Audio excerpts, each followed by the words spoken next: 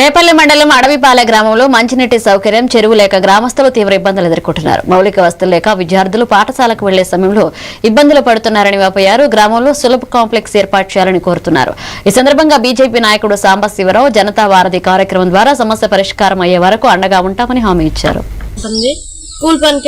ప్రజలైన మేము చెప్పు మాకు అసలు ఏ సౌకర్యం లేదు, రోడ్డు సౌకర్యం లేదు, నీళ్ళ సౌకర్యం కూడా లేదు, కుళాయిలు రావట్లేదు, చాలా మోసుకోవడం కూడా చాలా కష్టంగా ఉంటుంది.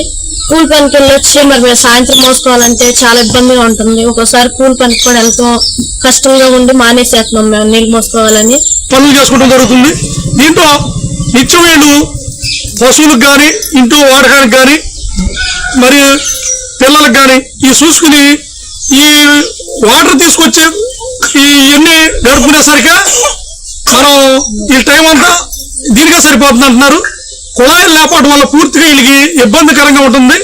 కుళాయిలు కూడా మరి ఒక లైన్ మొత్తం ఆగిపోయి 30 కుటుంబాలు ఇట్లా ఇబ్బంది పడతాం, బాధాకరం. వీళ్ళకి వీళ్ళు వాస్తవానికి చూస్తే రోడ్లు సౌకర్యం లేదు, మరి బట్టలు ఉతుక్కుంటా కూడా మాకు సౌకర్యాలు లేవని చెప్పారు. ఈ సులభ ఒకటి ఏర్పాటు చేయమన్నారు.